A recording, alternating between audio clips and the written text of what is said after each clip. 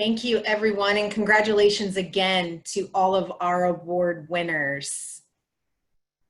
Can everybody continue to hear me okay? We've transitioned from a sharing screen to presenter. All right. Well, it has been my personal and professional privilege to serve as your NAC president for this past year. And although the fall semester was certainly business as usual, for us as an organization and as professionals on our campuses, we have certainly worked through an unprecedented spring semester. I would be remiss if I didn't start off my comments by thanking several individuals for their tireless work. First and foremost, Julie Work and Karina Barantas at the NACTA National Office. We like to believe that the NAC organization is the best subsidiary organization within the NACTA umbrella, and we certainly feel very lucky and fortunate to have Julie Work and Karina working with us this past year. I'd also like to thank the NAC board, all of the compliance professionals that serve on our committees. We have more committees and more committee serving opportunities than any other organization, and our membership certainly rises to the occasion of serving on those committees. This year, I'd like to also thank our expanded efforts from the compliance professionals that served as our NAC ambassadors to help extend the value and that NAC brings and that our organization provides. I'd like to thank our sponsors, again, our new and certainly returning sponsors that continue to work with us as an organization throughout this year.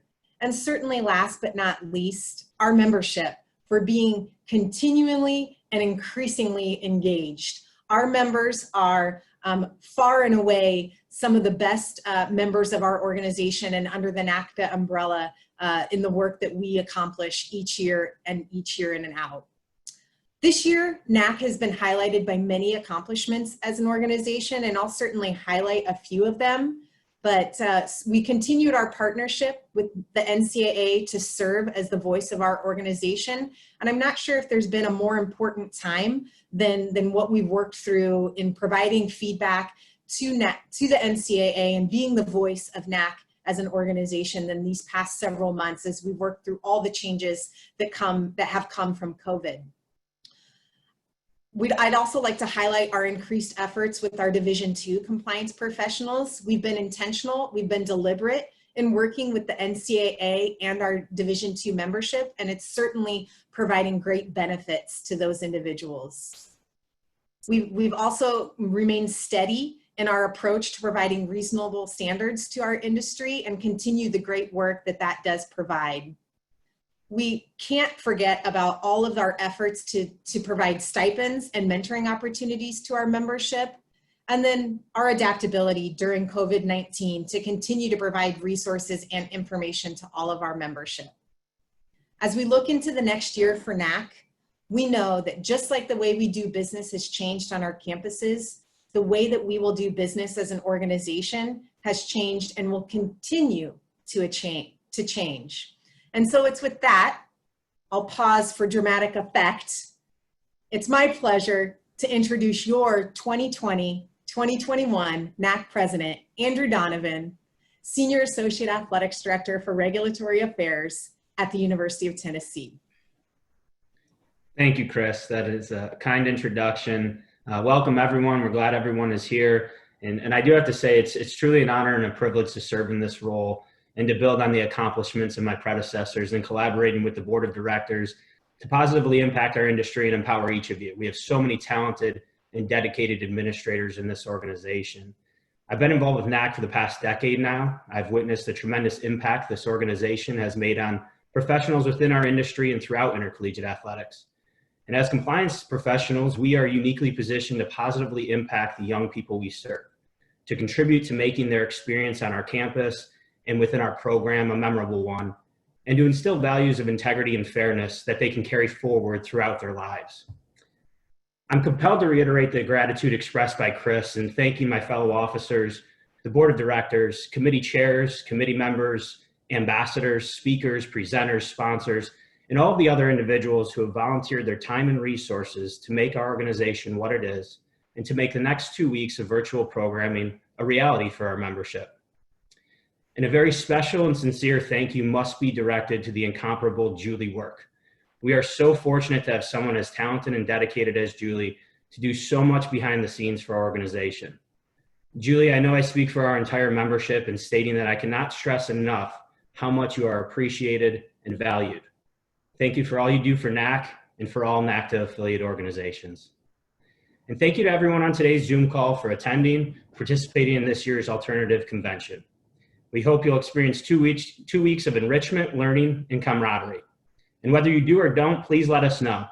A survey will be emailed to you following each session you attend, asking for your feedback on the experience. And so please thoughtfully complete those surveys.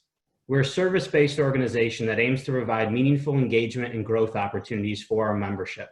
So it is important that we know what it is we're doing well and in what areas we must improve. It goes without saying that the past few months have brought about unprecedented challenges on our campuses and in each of our personal lives. We've been forced to adjust, adapt, relearn, educate, and disseminate all in a different manner than we're used to. Amidst these circumstances, our convention committee quickly pivoted and produced a tremendous slate of virtual programming. Our communications committee ensured that our membership was aware of these opportunities, while our education committee continued to produce the NAC in the Know on a monthly basis and also embarked on a new initiative called NAC Conversations through YouTube.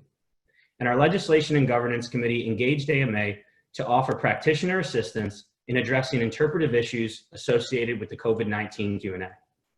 I'm certain that each of you have given the same efforts and produced the same production on a local level across your campuses, and that's because of your dedication and your service. In this month's NAC Corner of the NACTA Athletics Administration publication, Purdue Associate AD and at-large board member Tom Mitchell referred to compliance administrators as problem solvers. He's exactly right. And as was mentioned by nearly every award winner, relationships are a key ingredient to personal and collective success within our industry. Perhaps now more than ever, it is essential for us to lean on those relationships and also develop new ones as we navigate challenging situations and solve the problems that come our way. This organization should be viewed as a resource and an opportunity to work together, not only to advance our own careers, but to advance our departments, and to do so in a more enjoyable manner because we know we're not in it alone. Whether we like it or not, more and more duties continue to be added to the plate of compliance administrators. Most noticeable and most impactful in that regard is the upcoming shift in the regulation of a student athlete's ability to use their name, image, and likeness. It is critical for people in our roles to adapt and be flexible and to support one another as we seek effective, efficient, and appropriate solutions to our newfound challenges, which, if viewed through an optimistic lens, are in fact opportunities for us to further our influence throughout intercollegiate athletics.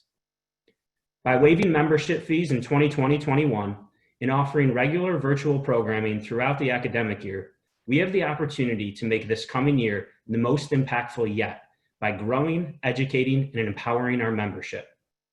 I invite you to be a part of this exciting time for our organization by encouraging colleagues who are not yet members to join NAC, by participating in future virtual programming and webinars, by sharing ideas and feedback through the NAC member community, and by supporting each other through a time of great challenge and opportunity. In closing, I would like to wish everyone on this Zoom and those members who are unable to join us today good health and safety as we continue to fight COVID-19 and embark on campus reopening processes. Now, I'll pass it along to Paul Cox, Assistant Athletic Director for Compliance Services at William & Mary, to kick off our next session, Mental Health and Well-Being for Administrators. Paul, it's all yours. Thank you, Andrew, and good afternoon or good morning, depending on when you guys are joining us from. And thank you for taking some time out of your day today to listen to us speak about mental health and well-being. As Andrew said, my name is Paul Cox, and I'm the Assistant Athletic Director for Compliance at William & Mary. And we're really excited to talk to you guys about this topic. And while we're not medical experts, by no means, we believe we have some good information to share. One thing that we kept going back to during our internal conversations was, we are not working from home. We are at home working during a pandemic. We are at home during a pandemic trying to work. We thought this was very relevant with everything going on in our world today and the importance of mental health and well-being through all of this. Again, before I let my panelists introduce themselves, we just wanted to state that mental health is a serious topic and we do not take this lightly. These are not any medical recommendations at all, but just some helpful information how to handle some of the stress and everything going on today. And now I'll turn it over to Brittany to start our panelists' introductions of themselves. Hi, everybody. Just had to get my screen up there. My name is Brittany Bresley. I am the Associate Director of Compliance at Boston College, my own alma mater. I'm really excited to be here with you guys today and to be on this panel. Work-life balance and personal well-being is something that's really important to me as a cancer survivor. I've had a few life experiences that have required me to make working from home successful prior to this pandemic. So needless to say, a lot of the information I'm going to share with you has been through a lot of trial and error on my own part. And I hope that what I provide to you today is a little bit helpful.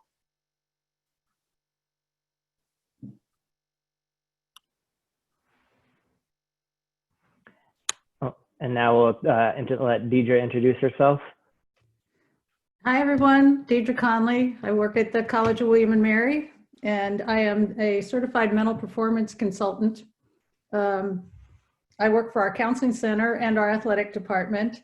I work with coaches and athletes and staff on mental skills and wellness habits. And thank you for the opportunity to meet with you all today.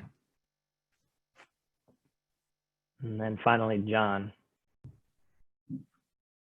Yeah, my name is John McCammon. I'm the Associate Athletic Director for Compliance and Student Services at Western Kentucky University. I'm in my 16th year of compliance and 6th year at Western Kentucky.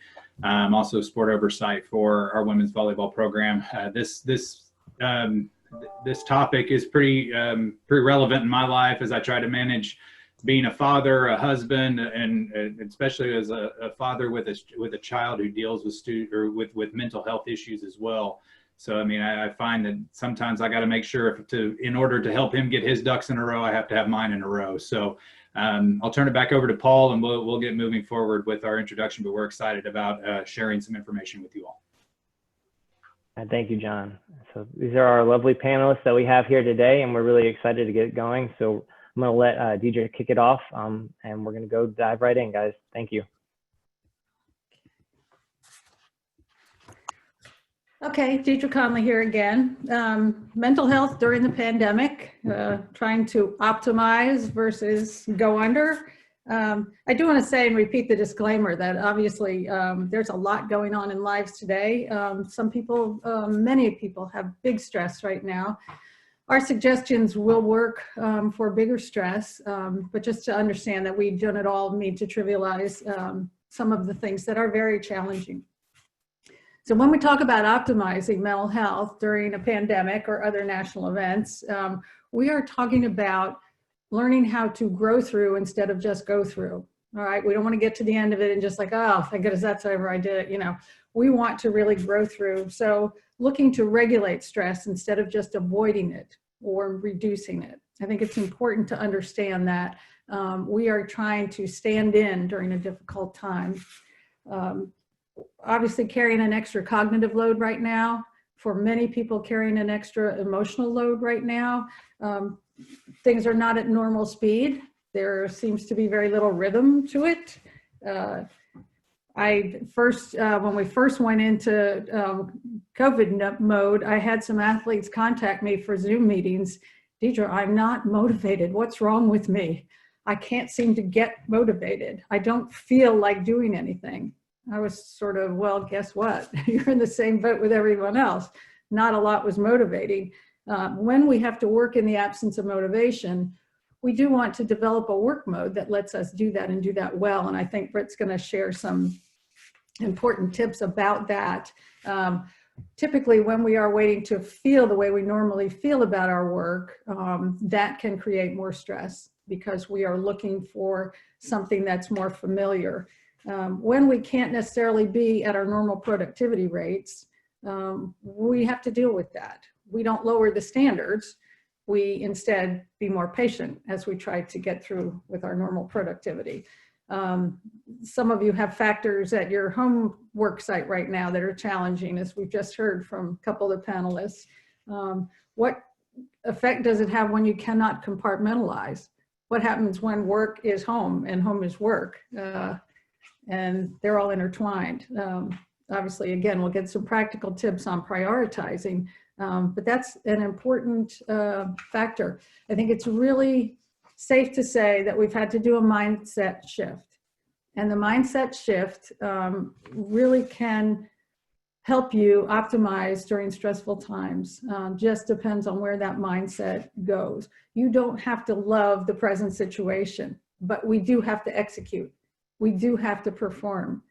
So when we have a role to play, we want to use our personal qualities so that we can execute and execute well.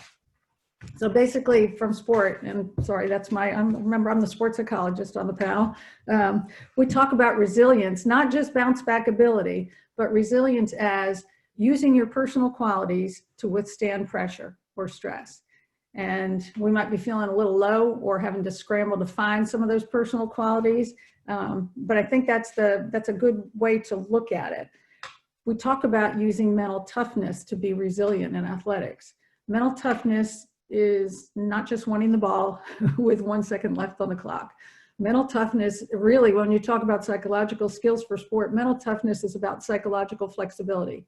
Your ability to deal with whatever hits the fan, right? Because something always hits the fan. And I imagine, I'm not a compliance person, but I would say stuff hitting the fan might ring true and familiar for you.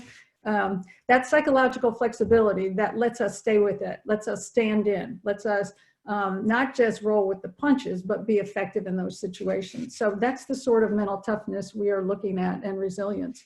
Again, we're going to grow through this. One of the, a lot of research lately in sport has to do with resilience in terms of learning how to do difficult. That when we deliberately do difficult, instead of just avoiding it, and instead of hating it and just trying to get through it, when we deliberately do difficult, what we've taught ourselves is that we can get good at doing difficult. When they looked at people who did deliberately do this difficult stuff, they found that later challenges, those people either thought the challenges were easier or they perceived themselves as more capable. Kind of cool. When I talk to athletes, I tell them there's only 2 groups of people on campus that are doing daily resilience training, and that's athletics and ROTC. Right? Deliberately seek out those hard things to do to teach yourself how to do hard things. So when we have that mindset, the challenges will be easier. You start to see yourself more capable when you are deliberately doing difficult, and not just gritting your teeth and doing difficult, okay? But intentionally doing that so that we can grow through that. So a couple of quick lessons from sport. 2 things we need to be successful. I also work with students who have test anxiety, and we work on the same things. You need perspective, okay? Get and keep perspective. I'd be lying if I said I hadn't lost perspective at some point in the last 10 weeks. We all have at some point, but get and keep perspective.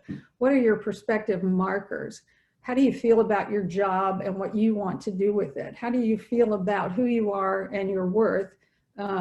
I had you have to find your perspective markers. I was grousing one morning about having to work in the kitchen, and I had too much to do, and I didn't feel like it. Out of the corner of my eye, I see my neighbor heading out of her driveway to go to her medical appointment for treatment. Perspective marker right away. I get to sit in my kitchen and do my work. So there's some other easier ones too. You don't have to have that dramatic, but if you can get and keep perspective, then we get skills to help us manage the moments. Because even with perspective, some stuff hits the fan. And so we need skills to manage the moments of stress. Self-talk, reframing. I talk about attentional deployment, okay? It really matters where you put your attention. Here's the phrase to remember: what you give your attention will have your attention. What you give your focus has your focus.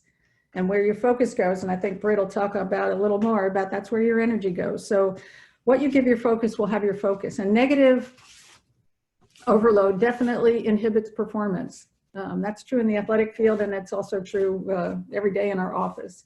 So we want to look at where we're putting our focus. And it'd be easy to get sucked into all the negatives. So we have to actually work on that. What was the phrase that we just heard? Look through an optimistic lens, right? All right, if nothing else, And it doesn't always have to be positive. You have to get to neutral, okay? You want to be rational in your perspective and in your dealing with things. So also with the manage the moment skills, mindfulness is everything, okay? Mindfulness is everything in sport right now, but also in any other endeavor where you're trying to perform. If you look at the APA, the American Psychological Association rundown on the research, it's flat out amazing. People would be like running forward to do mindfulness, less anxiety, less depression, lower blood pressure, more cognitive flexibility. For students going to grad school, I say, look at the studies that showed that those people had increased working memory and scored up to 16 points higher on the GREs after 8 weeks of mindfulness. I'm just saying, okay? But your the ability to deal with distractions, the cognitive flexibility that it brings. When you do the breathing and mindfulness, you're more present, and our brains work better in the present, right? If we're too far forward focused, it tends to be anxiety producing. If we are too focused on everything that we brought with us, that tends to be a little depressing. So when it is go time, when it is work time, we try to work without rumination, with trying to just be in the present, okay? Rumination feels important, all that stuff that's going around in your head, but it's not actually helpful, okay? Breathing, mindfulness, centering will help you get that back into a positive and healthy way to cope with that. So for healthy coping, besides all the stuff I just told you, honor the reaction, okay? I am feeling this way and it's probably due to this or that. Be fine with that. It is what it is, no more, no less. We don't jack it up and make it worse. We don't trivialize it and say like, no, I'm fine, okay? It is what it is, no more, no less. Focus on self-care. And I have a colleague at William & Mary that always working on the definition of self-care. It is different than self-soothing. Self-soothing is just get away from it, make ourselves feel better. Sometimes involves alcohol or other substances. That's soothing. I'm not saying you can't have that glass of wine after work, but self-care, the things that help us stay healthy, fit, in a good mindset to pursue what we're doing and look through that optimistic lens. And we want to make it all meaningful and values-based. And I think that will help you keep that perspective. Be where you need to be when you need to be there. So enough from me. I know Britt's got a lot to tell you, and I'm going to turn it on over to her. Great. Well, thank you. And I think, as Deidre mentioned, you're going to hear a lot of similar things from the three of us. We work in a really unique field where face-to-face interaction is the norm, and working remotely feels awkward. And having this conversation with you at a computer screen instead of in a conference room also feels awkward. Nonetheless, it's something that we have to do to keep ourselves and everybody safe, and we can either embrace it and roll with those punches, or we can crumple and really let it affect us on a larger scale. So the three key things that I've learned and I want to share with you today are having a positive mindset, working on resilience training, and managing your energy. And in terms of a positive mindset, I don't mean everything has to be all sunshine and rainbows. I mean exactly what you just heard. It's okay to not be okay, and it's okay to be open about that, as long as you don't let it consume your entire day. So if you have something negative happen, let it be that moment. Let it be a negative moment and then move on with your day. Don't let it consume everything you do. An example that I like to use is I have a coach who came into my office, was talking to me about this, that, and the other. And when he left the office, he said, have a good day if you want to. And that second part of the phrase really stuck with me because it's a choice. You can have a good day, or you can choose to let something negative that happens ruin the rest of the day. And reminding myself that that's a choice and that's an attitude that I get to decide is really comforting. So what I do to kind of get myself into that positive mindset at the beginning of the day is I either verbalize or write down 3 things that I'm thankful for. It doesn't have to be life-changing. It doesn't have to be something really deep and personal, though it can be. It could just be, this is a really good cup of coffee. I'm happy that I have this and it's waking me up. Another thing that I like to do is do positive acts or affirmations for other people. So that could be something like detailing a specific instance that somebody really helped you out. Instead of just saying, thanks for the hard work today, telling somebody, thanks for that spreadsheet that you created for our meeting. It was really helpful. It's going to keep us all on track. And I think that it's going to really progress what we're trying to do. That not only makes me feel better that I am telling somebody that they're doing a good job, but I'm hoping that by doing that, I'm really acknowledging that somebody else has been really helpful to what I'm trying to do. So those are kind of the two things that I like to do to keep myself in that positive mindset. The next thing I'm going to talk about is more of that resilience training. I've found breathing activities to be really helpful. I've found something that's the 4-7-8 method. And essentially what you do is you exhale, you breathe in for 4 seconds, hold it for 7, and exhale for 8 seconds. If you haven't done that before, try to do it. It's very awkward, but it really does get you focused on your breathing instead of whatever is stressing you out. So I've found that that's been really helpful as well. Another thing that I rely on is routine. You know, this is a really weird time for us. We're all trying to figure out what our new normal is for right now. And something that I have is a to-do list next to me that I've started to add when and where to, because by putting those concrete information in there, it's really going to help me as an individual do whatever is on my to-do list. By really telling myself, you're going to be in your office at this time and you're going to work on this, it makes it go through a little bit quicker in my brain that I need to do that at that time. And the last thing that I want to talk about in terms of resilience is acknowledging your stress. It's okay to acknowledge that you're stressed. It's okay to tell people you're stressed. But what you should really do, and what I try to do, is pause for a moment, accept it, see what the stressor is. Is it something that I can fix right now, or is it something that I need to let sit for a little bit? And if I need to let it sit for a little bit, put it off so that you can kind of take the moment to appreciate what's going on. The last thing that I want to talk to you about is managing your energy, be it mental, physical, spiritual, emotional. I think we all know at this point in our lives that energy is not infinite, but it is rechargeable. And one thing that my previous athletic director said is focus goes where energy flows. And we all really liked it when he said it, so he wrote it on a sheet of paper.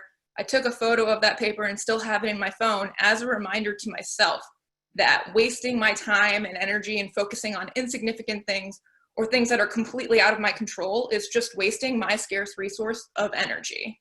So the first thing that I do to kind of make sure that I'm getting my energy in the right place is actually the night before a day starts, I tell myself what my most important task is for the next day. That way I can go to sleep, wake up refreshed, and know exactly what I need to do. Another important part of that is waking up refreshed. To do that, you have to sleep. And I know that a lot of us don't have the same commute we have.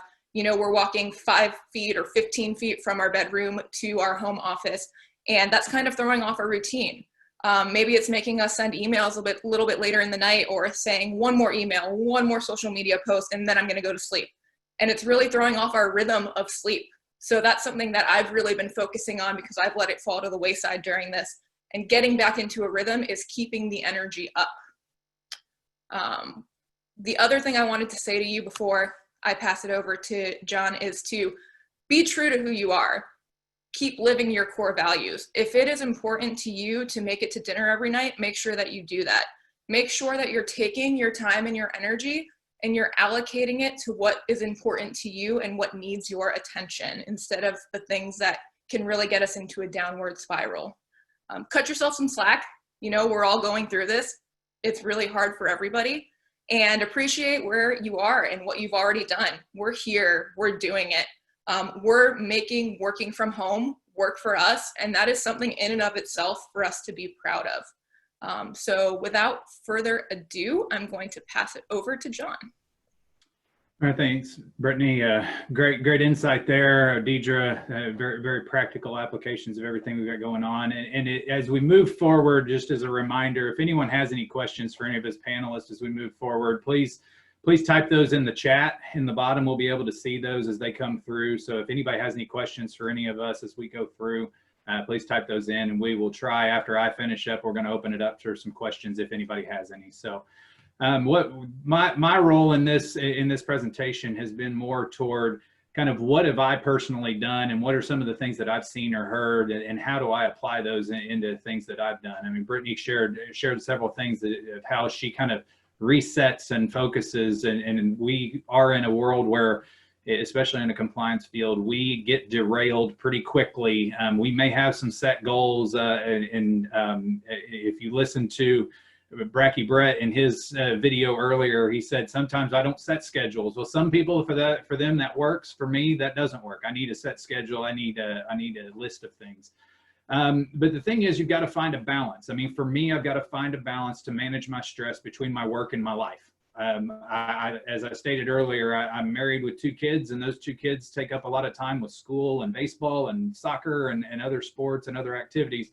So I have to balance, when is it time to work and when is it time to balance my time with them.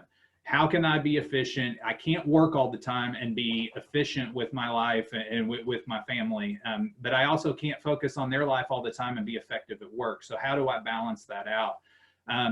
I've got to really focus on being present for both aspects of that. I've got to be present when I'm at work and making sure that I'm getting things done that I need to, but I also need to be present at home to make sure that when the important things are going on, and sometimes it's not just the championship ball game or the school recital or things like that. Sometimes it's sitting down to dinner with your kids, because that's what they're going to remember, or with your spouse, that they know that you're fully engaged when you sit down to talk to them, and you don't have the distractions of email or your phone or everything sitting there, is that you focus on them a little bit more. So how do I do that? How am I managing that time and focusing? It starts first thing in the morning. The first thing is, you've got to kind of ease into your day, and at the end of the day, you've got to ease out of that day. Because if you get up, and if many of you may remember, Kevin DeShazo spoke to our NAC convention a few years ago. He talked about his 5 gears, like a stick shift in a car. We have the start-stop button, but if you have a stick shift or you have a manual transmission, you know that you've got to go to first gear, and then to second gear, then to third, then to fourth, and then into fifth to get going. Sometimes you can skip a gear here and there, but it doesn't work as well when you do that. But you got to ease in. You can't wake up first thing in the morning. And one thing that I try to do and try to work on is, when my alarm goes off in the morning, which is on my phone, it's not an alarm clock, I hit the off button, maybe the snooze button a couple times, but I hit the off button. And then I immediately walk away from my phone, because the last thing I need to do is to go immediately from waking up and barely easing into gear 1, moving to gear 5 or gear 4 right off the bat. And now I'm completely locked into work mode, and I haven't even eased in. And now what does that do to my family time that I may have while I'm trying to get my kids ready for school or work through the day and things like that? So if you can do it, and sometimes you may have an email that comes in overnight that you're expecting and you need to have an early answer on, walk away from your email, walk away from your phone for a few minutes, get ready, get refreshed, get ready to go for your day, spend some time with your family. If you aren't married but you have a pet at home, spend some time with your pet. They're going to love time with you throwing a ball or playing with their toys and things like that, or just sitting by them. It eases you into your day. So you don't start in that first gear. And if you're checking your emails, immediately what happens, and I found, and it kind of smacked me in the face when he said it, he said, if you send an email and Brittany kind of talked about, sometimes you got to send that 8 o'clock or 9 o'clock email, you've now moved the person that you've sent that email to into 4th gear again, where they may have already eased out of that, or they may be getting up and getting going. You've automatically shifted them in, because now you've dumped work on them to start out with and get going right off. So want to ease everybody in and help with the mental and the stress levels, and not have the stress level kick off right off the bat. For me, also, it's the organization piece of it. There are priorities that I try to set a daily plan. What do I need to accomplish today to make sure that I can meet all of the things that I need to do? And you've got to prioritize those plans. What is time sensitive? What has a deadline? What do I need to work on right now to get those things kind of taken care of?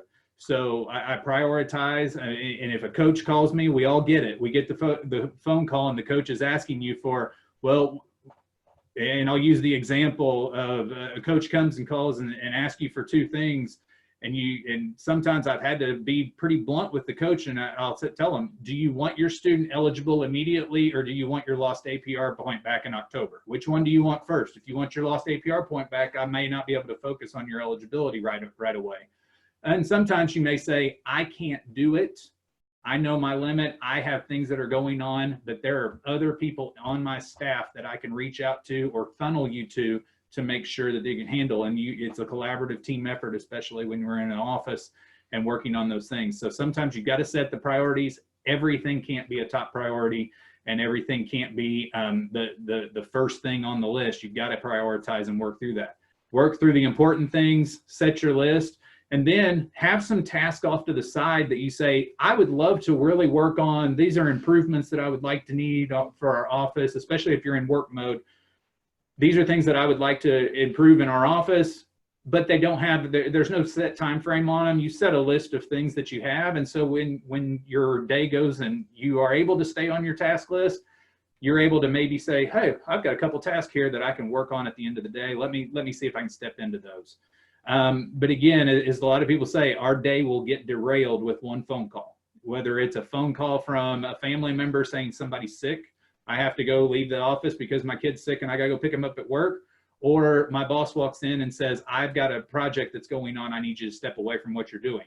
Then what's my schedule going to look like after that? And that's where we've got to adjust and make sure from a stress level, we've got those things working. And also kind of as finishing up on kind of the time and stress level and managing that is setting deadlines for yourself for the day. Do you have something going on that evening? You've got friends that want to meet up. You've got a family member that's got an important event going on, and you know that you work till 4:30 or 5 o'clock. Set a time limit to say, okay, I know I need to try to finish up about 15 to 30 minutes before the day's out. So you're not trying to finish something up and rush it at the time that you're supposed to be leaving, because a lot of times if you're trying to finish it up when you're leaving, you're probably going to be late when you leave. So working through those, setting deadlines and those things. So sometimes and it causes the stress that happens there.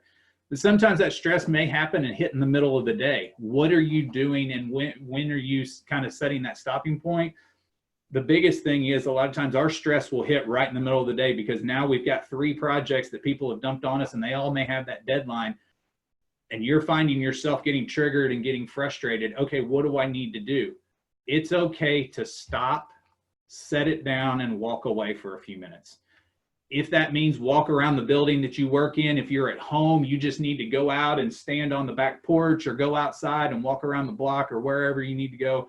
It's okay to walk away, reset a little bit, and then come back to it. And it kind of helps refreshen your mind a little bit from this. Again, it's one of those things where I talk about, if I can't get my mental health managed when I go home, I'm not going to be able to manage it at home or help a child that I have who needs help adjusting and setting schedules as well. So finding the way to step away from it and being okay with knowing, hey, I just need to step away for a second. And if you don't have to work on it at home, especially once we start getting back into office work routines and things, it's something you can set down.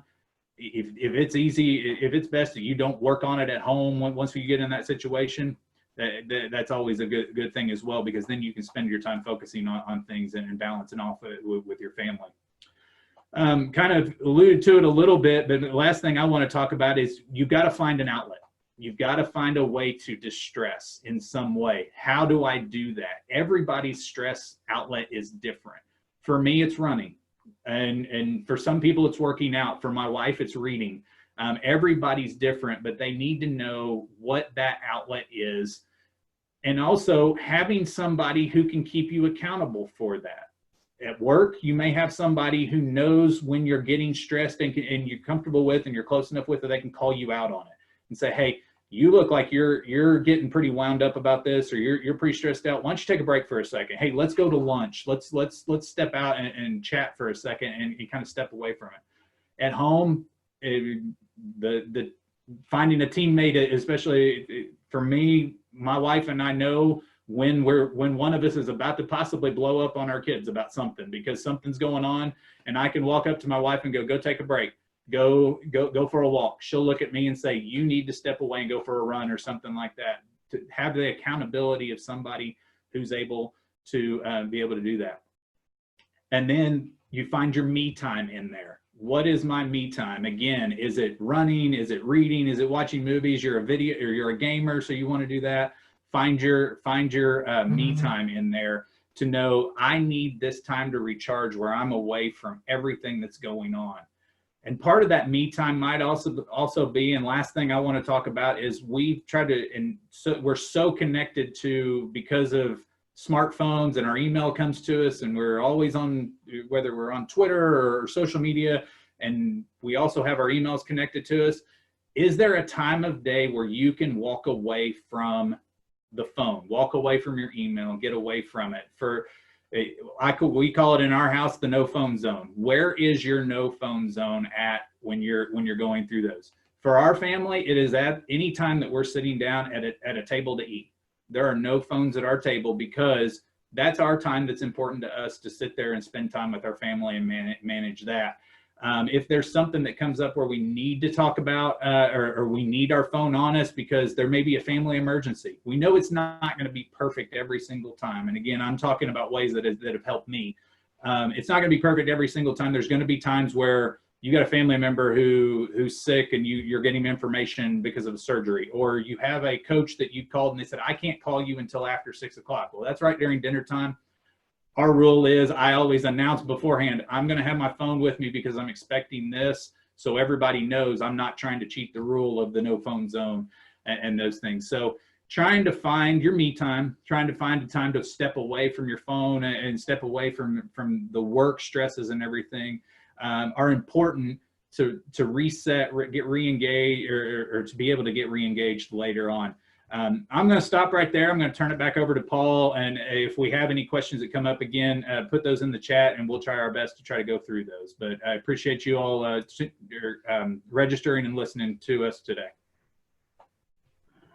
Thank you, everyone. Again, as John, just to echo what John was saying, if you guys do have any questions, please put them in the Q&A box and we'll be able to answer them. While if anybody's typing, I will say I am a product of all three things that our panelists were talking about. I have a 1-year-old son who has given me a lot of perspective during this time frame. Being able to be home and see him go from crawling to walking has been an adventure. So it's putting a lot in perspective for me. It's learned a lot from mindfulness, for resilience training, and just getting my time with him is my me time, and being able to step away from things where I will put my cell phone away and I will sit there and I will play with my son. So it's been a great adventure during this time frame. And I know, it's tough to say that because of so much going on in the world, but being able to see my son grow right before my eyes has been pretty amazing. And we do have a question. What is one advice you would give to a new compliance staff member? So I'll open that up to Brittany and John. Sure. So I can start us off.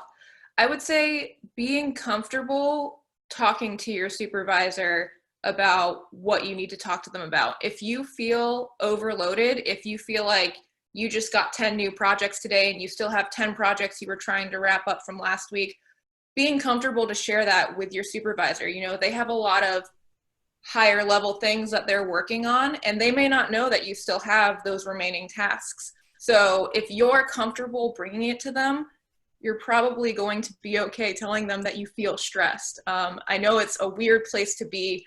People don't like to admit that they feel overwhelmed, myself included. I am always take on more, take on more, take on more. But at some point in time, you have to be able to say, I'm at my level right now. I need to get these done before I can take on a new task.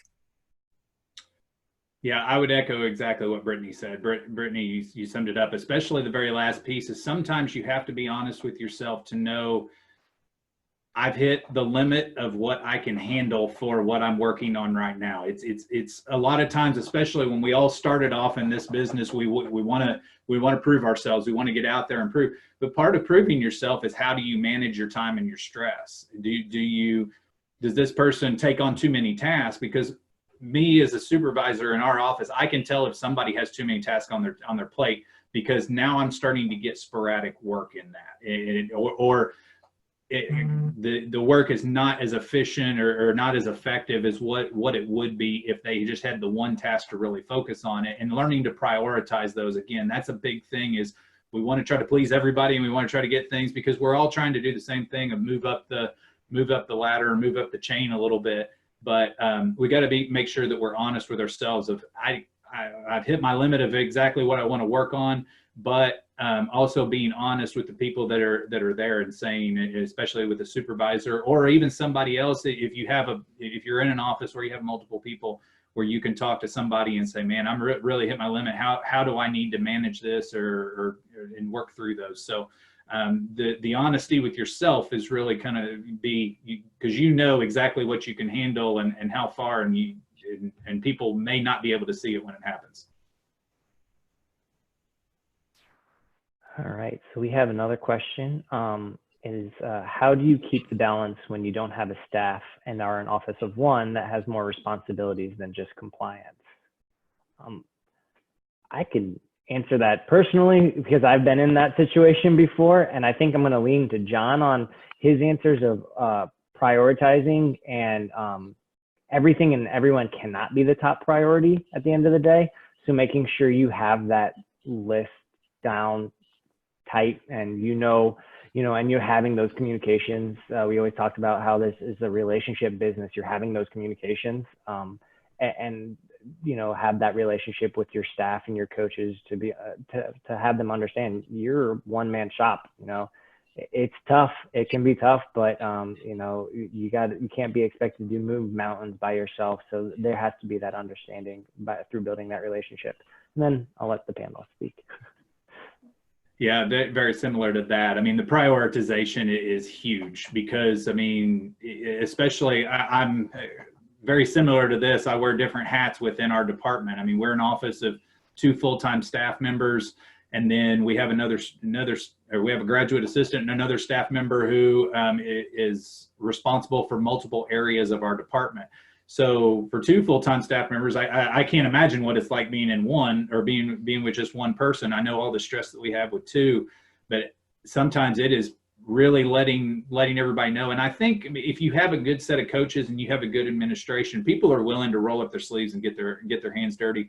But again, prioritizing and letting coaches know, being honest up front. Hey, coach, I have X, Y, Z on my plate, and sometimes how the coaches are, they want their answer right away, immediately once they ask it. But sometimes they lose perspective that, hey, coach, we've got 15 other sports other than yours that I'm trying to deal with, and I've got a couple things in the hopper. It may not be, maybe give them a time of kind of a time frame of when you may be able to get them an answer, because sometimes they'll look at that and say, it may take me, I may not be able to get to it today, but I can definitely get to it tomorrow. It's something that I don't think we'll need an answer on. Now, if it's time sensitive, then of course, again, we talk about getting derailed pretty quickly. So it may be something that derails the rest of your plans, but you can work through those. But prioritization is huge in regards to making sure that you help all parties and try to keep as many parties happy as possible. Yeah, I would echo everything that was said there. The only piece that I would add is to start looking at creative solutions. I know that we all feel, or most of us feel, understaffed and would love to hire 3 more compliance officers, but we can't. But what's a creative solution for how you can work more efficiently or get more help? I know that a lot of programs across the country for graduate students have programs where they get credit for volunteering for free in an office, which helps a lot of us out who need those additional hands, and it helps them get experience in compliance so that they can go on to help another institution. What softwares are you using? Are you able to make those more efficient so that they can run some of the things that you're doing, or that they can automate processes more? So that's the only other piece I would add.